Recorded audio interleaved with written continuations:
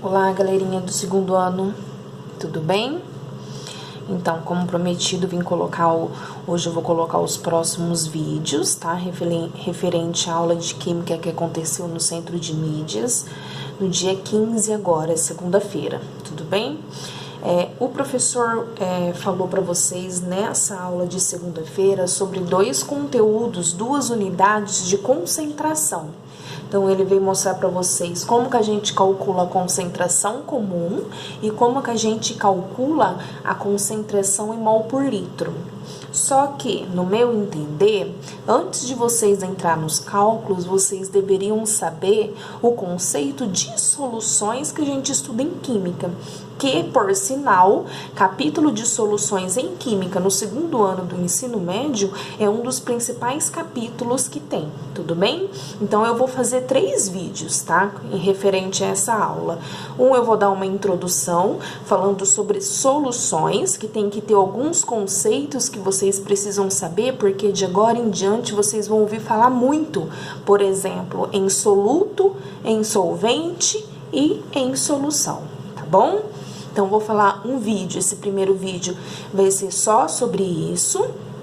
O segundo vídeo, eu vou explicar para vocês como que a gente calcula concentração comum. E o terceiro vídeo, eu vou explicar como que a gente calcula concentração molar, tá? Então, vamos lá. Soluções químicas, tá? Toda solução química, ela é formada por 2 componentes importantíssimos, o soluto e o solvente, tá? O que é soluto e o que é solvente, professora? Então, olha só, soluto é tudo aquilo que eu estiver em menor quantidade, e solvente é tudo aquilo que tiver em maior quantidade. Então, vamos pensar o seguinte, você tem um copo lá com leite de 200 ml, você vai lá e coloca 2 colherzinhas de chá de Nescau. Quem que vai ser o soluto e quem que vai ser o solvente? O soluto é aquele que está em menor quantidade. Quem que está em menor quantidade? O Nescau. E o solvente, quem que vai ser? Vai ser aquele que está em maior quantidade. Quem que está em maior quantidade é o leite. Ou seja, o solvente é aquele que dissolve o soluto. O soluto é aquele que vai ser dissolvido. A soma desses dois, a gente tem o que nós chamamos de solução. Tudo bem? Toda solução são mistura homogênea. Ah, professora, o que é mistura homogênea? É quando a gente vê dentro de um recipiente, por exemplo, uma única fase só. Eu não consigo ver fases, não consigo ver separação. Por exemplo, a água e o óleo, eles não se misturam, eles não formam uma solução homogênea, eles formam uma solução heterogênea, porque eu consigo ver a água e eu consigo ver o óleo, certo?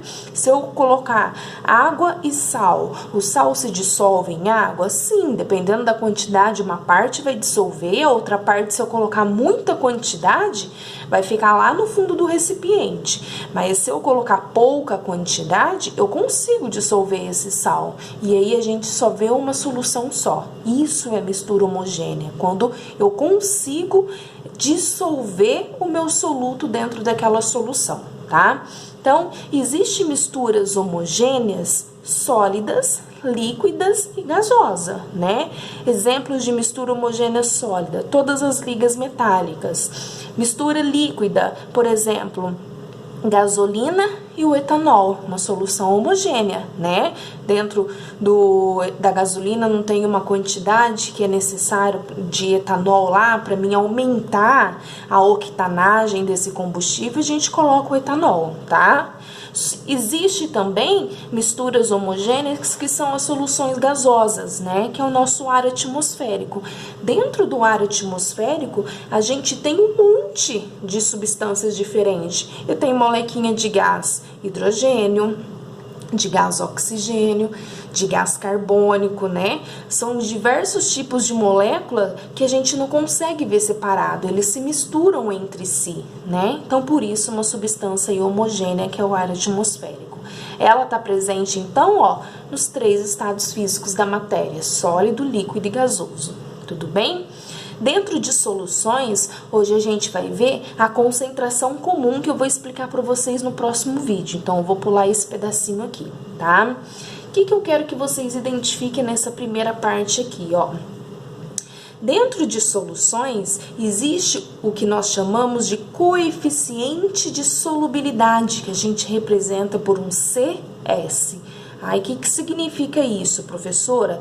Eu quero saber qual é a quantidade máxima que eu consigo dissolver, ou seja, qual a quantidade máxima de soluto que eu consigo dissolver em uma quantidade de solução. Ah, se eu tenho lá 200 ml de água, qual é a quantidade máxima de sal que eu consigo dissolver dentro de 200 ml de água? Isso chama-se coeficiente de solubilidade. Para isso, a gente separou esse coeficiente de solubilidade em 3 situações: solução insaturada, solução saturada e solução supersaturada, tá? O que significa isso? Então, eu coloquei um exemplo aqui, ó, que o coeficiente de solubilidade do NaCl, o que é o NaCl? É o nosso sal de cozinha, cloreto de sódio. Eu consigo dissolver em 100 gramas de água, essa quantidade de massa em água, tá? Eu consigo dissolver em 100 gramas de água 35,7 gramas de sal de cozinha. Então, para essa quantidade, eu consigo dissolver 35,7. O que seria, então, professora, a solução insaturada? Exemplo, essa daqui, ó. Eu tenho 100 gramas de água aqui, a uma temperatura de 0 graus Celsius, é importante a temperatura também. E eu fui lá e coloquei 15 gramas de sal, ou seja, eu coloquei o meu soluto menor que o meu coeficiente de solubilidade. Ela ficou fraquinha, pensa no suco fraco. Sabe aquele suco fraco? Então, ó, eu coloquei 15 gramas, o meu soluto tá menor que o coeficiente de solubilidade. Eu poderia ter colocado ainda mais, mas como ela é uma solução insaturada, é uma solução fraca, tá? Ou seja, solução insaturada é quando eu coloco uma quantidade de soluto menor que o coeficiente de solubilidade. O ideal era 35,7. Eu fui lá e coloquei somente 15 gramas. Tudo bem? O que é, então, uma solução saturada? Uma solução saturada é quando eu vou lá naquele recipiente que tem a quantidade que eles disseram, né? Então, ó, 100 gramas de água, uma temperatura de 0 graus Celsius, o que eu faço? Eu vou lá e coloco exatamente a quantidade do coeficiente de solubilidade. Ou seja, se é 35,7 gramas, a quantidade máxima que eu consigo dissolver nessa quantidade de água, eu vou lá e coloco isso. Então, eu fui lá e coloquei exatamente os 35,7 gramas. Quer dizer que ficou no limite, né? É uma solução saturada, certo? Pensa naquele suco que ficou perfeito. Uma solução saturada. Eu fui lá e coloquei a quantidade ideal de soluto para essa quantidade de água aí. Tudo bem? Aqui eu coloco menos, aqui eu coloco o que é preciso, certo? E uma solução supersaturada. Ai, vocês vão falar assim, se a solução insaturada coloca menos e a solução saturada coloca o ideal, a supersaturada vai colocar mais. Mas tem um porém. Toda solução supersaturada, a gente fala que ela é uma solução instável. Por quê? Porque nas soluções supersaturadas, realmente, eu coloco bem mais soluto do que necessário. Então, se era 35,7, vamos supor que eu coloquei lá 40 gramas. Coloquei bem mais que o coeficiente de solubilidade. Só que nas soluções supersaturada, eu aumento a temperatura. Tá vendo que aqui eu não coloquei temperatura de 0 graus Celsius? Por quê? Vamos pensar o seguinte, eu tenho água ambiente, vou lá e coloco uma colherzinha de chá de sal. Vai dissolver. Perfeito. Se eu colocar lá, e vamos supor que nessa água ambiente só tinha lá 200 ml. Então, vamos supor agora que eu quero colocar uma xícara de sal lá dentro. Vai dissolver? Não, vai ter um limite, né? Uma quantidade dissolve e o restante vai depositar lá no fundo do recipiente. Agora, vamos pensar o seguinte, e se eu colocar essa água lá no fogo?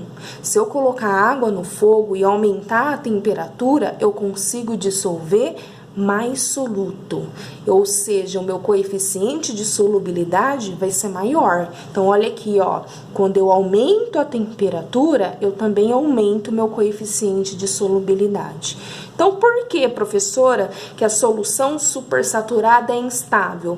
Porque nesse caso, eu coloquei mais, né, soluto. Se era 35, vamos supor que eu coloquei 40. Aí, eu não coloquei a 0 graus Celsius. Vamos supor que eu aumentei essa temperatura. Vai dissolver? No primeiro momento, vai dissolver. Porque se eu aumento a temperatura, eu consigo dissolver mais soluto. Porém, por que que ela é instável? Porque quando ela volta à sua temperatura anterior de 0 graus Celsius, o que que vai acontecer com aquele soluto a mais que eu coloquei aqui? Os 35,7 vai ser dissolvido e o restante vai ficar no fundo do recipiente. Vai se depositar aqui, que a gente vai chamar de corpo de fundo ou de precipitado. Por isso que é uma solução instável, né? Então, ela vai ficar o quê? Ela vai voltar a ser uma solução saturada, porque vai ter a quantidade de 35,7 dissolvida, só que com precipitado no fundo, porque o restante que sobrou aí, ó, vai ficar lá no fundo do recipiente, tá? Então, essa é a primeira parte que eu queria falar para vocês, tudo bem? A solução insaturada, a gente coloca a menor quantidade do coeficiente de solubilidade, saturada exatamente o que ele precisa, e a supersaturada, ela é instável, porque quando ela é resfriada, ela vai se tornar uma solução saturada com precipitado ou com corpo de fundo. Professor, e essa primeira fase aqui? Aqui é só para mostrar para vocês quem que é o soluto e quem que é o solvente, né? Então, aqui, ó, vamos supor que eu tenho aqui água, que tá 100 gramas, né? A água vai ser o meu solvente, porque está numa maior quantidade.